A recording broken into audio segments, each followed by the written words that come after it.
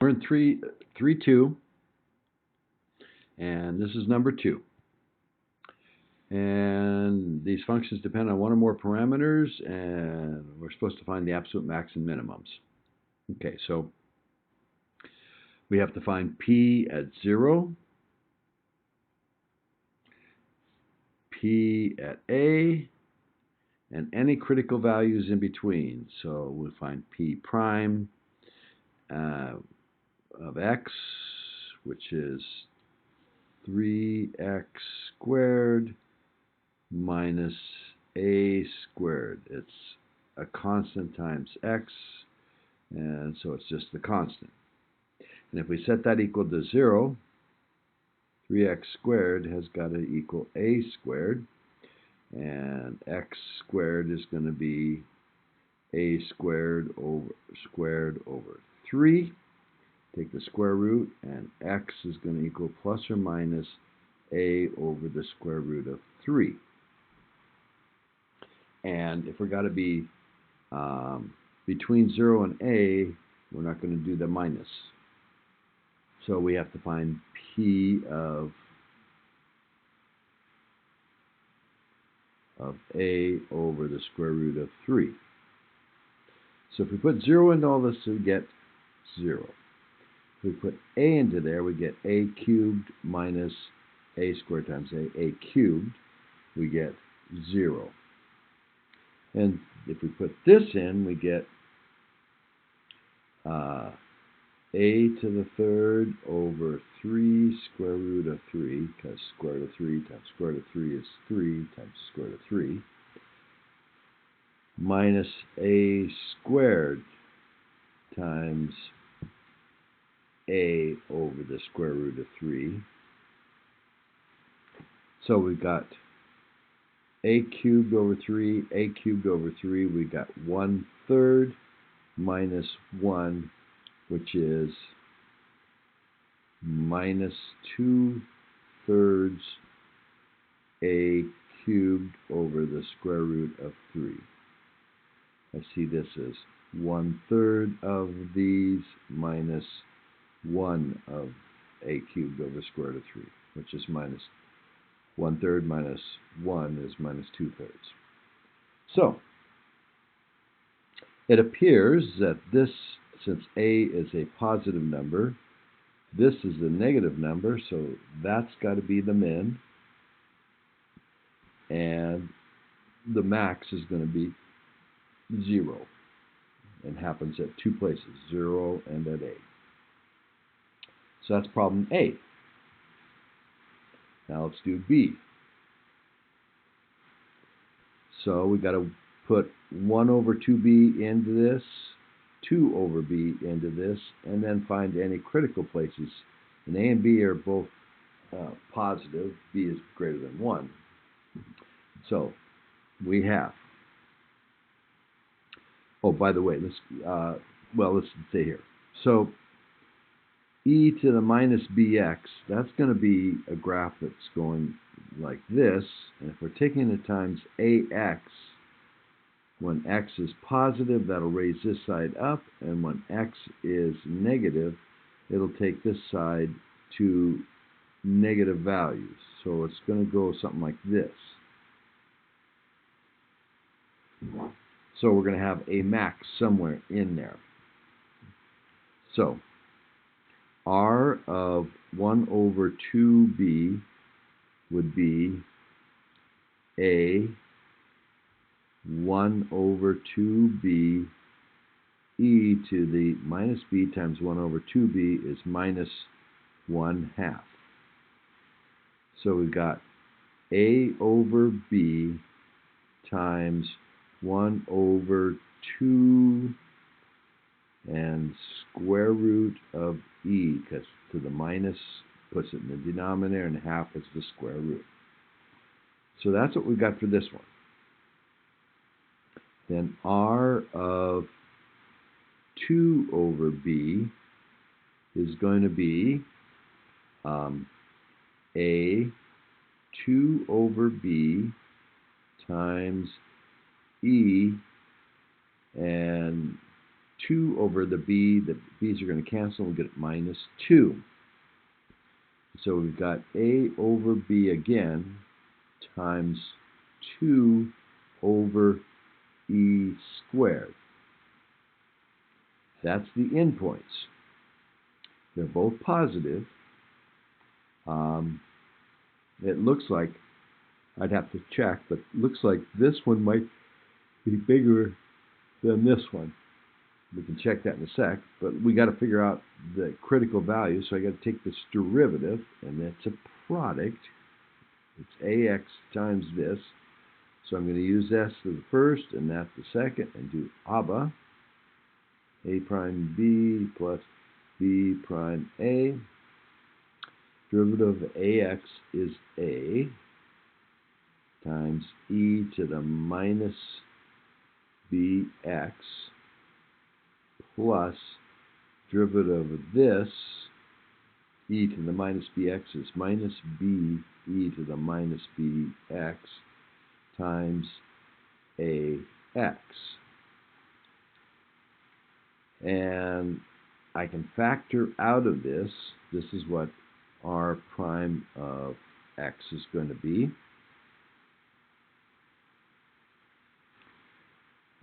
There's an a in both of these, and there's an e to the minus bx in both.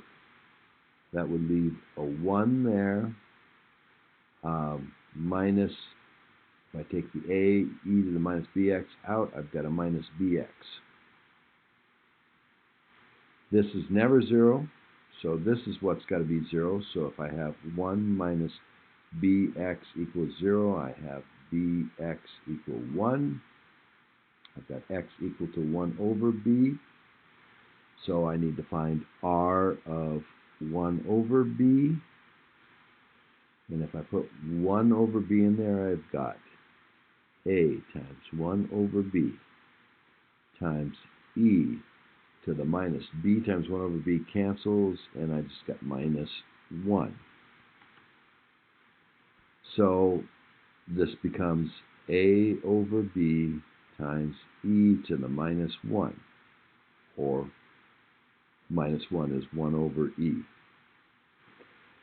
So the question of which is going to be the biggest here is going to depend on this 1/2 1 over 2 square root of e, this 1 over e, and the 2 over e squared. And if I plug those into my calculator, we'll be able to decide which one's the biggest and the smallest. So I've got 1 divided by 2 square root, parentheses, 2 square root of e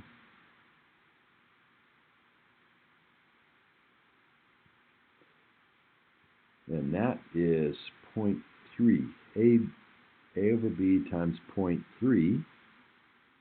So this is a 0.3 there. And 1 over e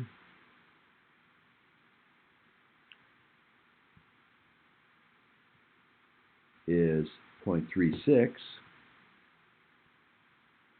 So this is larger than this one, which is what I kind of expected, larger there. A little bit smaller there, 0.3, 0.36 times a over b. And later it gets smaller. Let's see what that is. 2 divided by e squared is 0.27.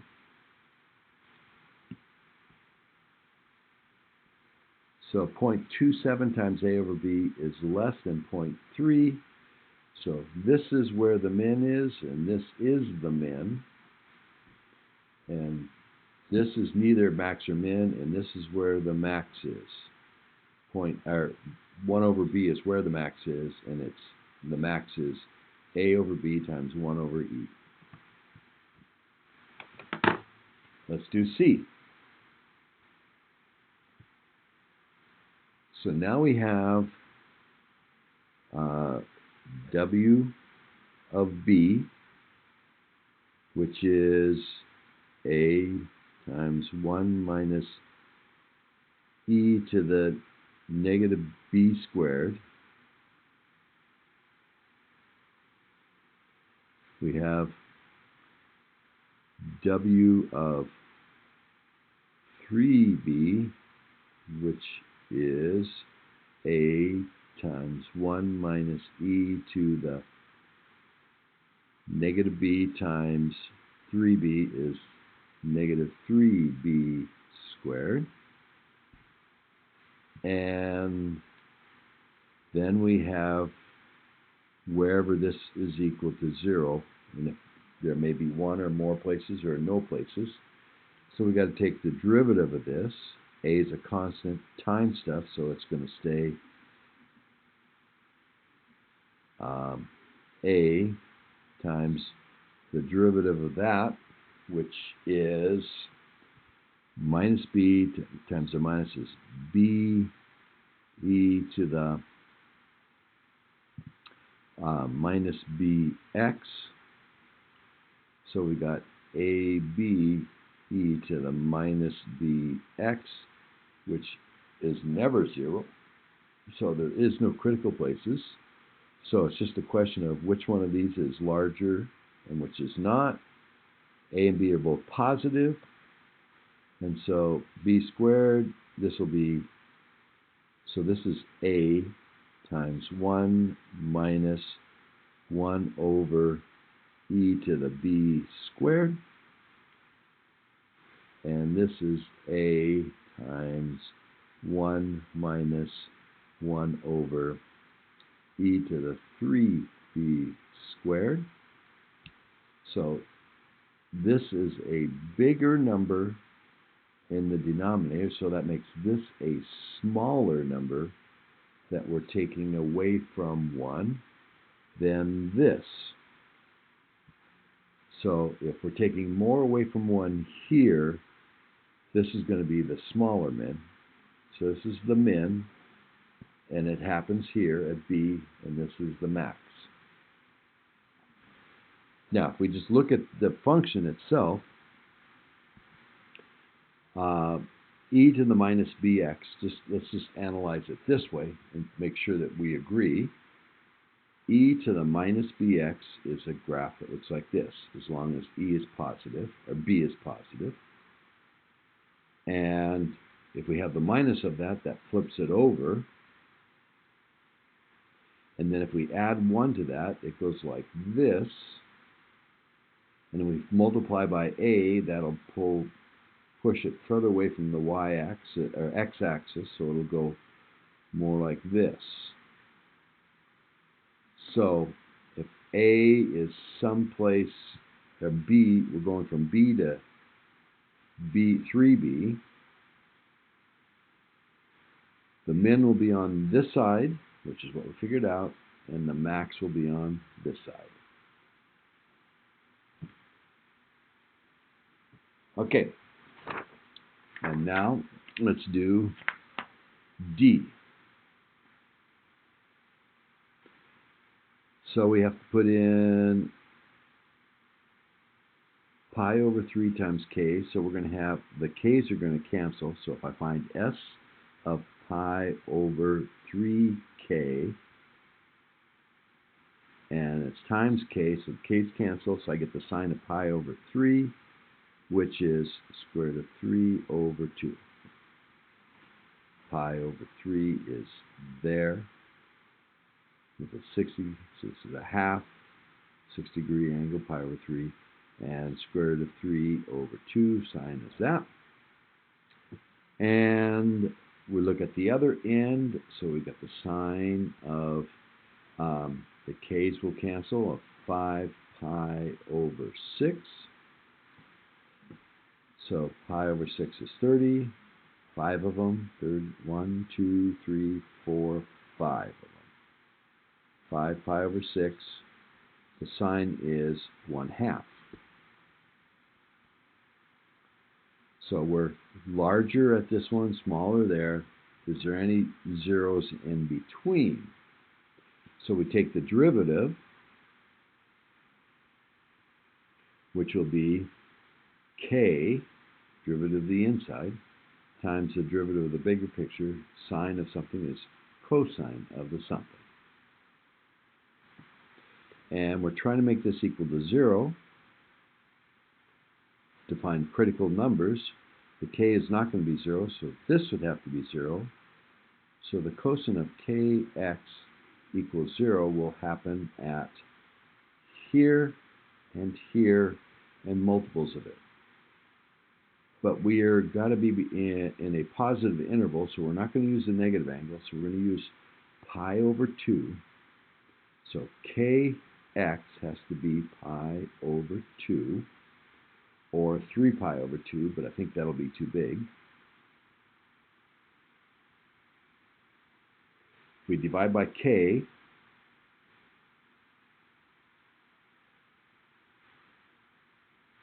and plug these into the original function, we'll see if those are any higher or lower. So pi over 2 times k, pi over 2k times k, the k's cancel, and we're doing sine of pi over 2, which is 1, and 3 pi over 2 is beyond this end, because that's only 5/6, that's less than 1, and we're 1.5 pi's, so we can't use this one. So this is what we have to work with, and the max will be square root of 3 over 2 is smaller than this, and half is smaller than that, so here's the max, global max, and the global min, this is smaller than that, so the global min. Okay, now let's do 3.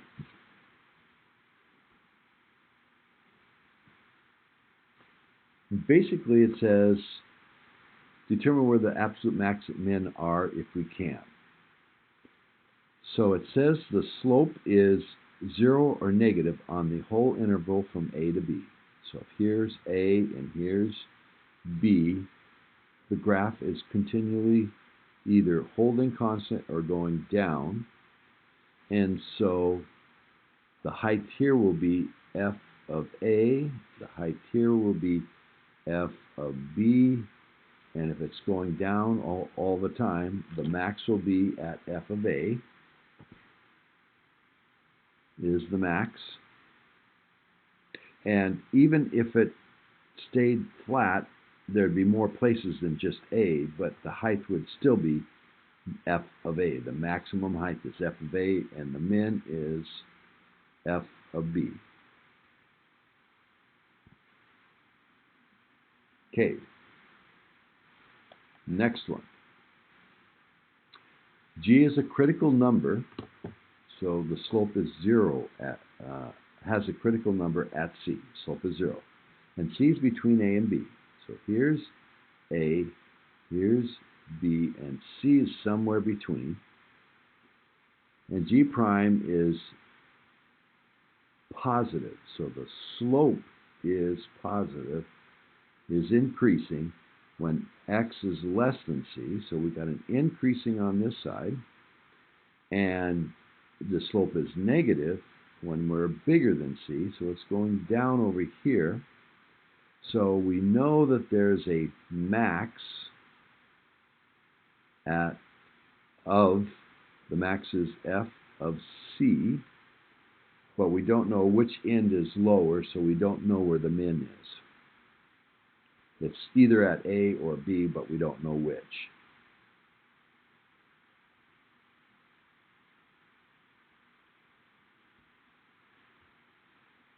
Okay, let's go to C. So the height at A and the height at the B are the same. So if we're going from A, and A's here, and B's over here, the height at the beginning and the height at the end are the same height. So let's say it starts at that height, ends at that height. And the second derivative, the concavity, is negative. It's concave down. So if it has to start here and in there and always be concave down, then it has to be something like that. So we know the mins are f of a, or h of a, equals h of b, which equals the min, and the max is somewhere inside. We don't know where. Someplace C in there that we don't know. Okay? And D. So, we have a curve that's at the beginning of the interval at A. It's, move this up so you can see. Boy, I hope you can see the last one. At the beginning, the height is positive, so it's up above the x-axis. And at B, the height is negative, so it's below the x-axis. And for critical number C, it's inside here, somewhere C. The slope for before C, for x less than C, over here, the slope is negative. So it has to be going down, which makes sense because it's got to get down. And after C, the slope is positive. So it works its way back up to B. So it's going down to C, and then it's going back up to B. So here is not the max, and it's not the min. The min is f of C, or actually P of C, equals the min. And the max is P of A.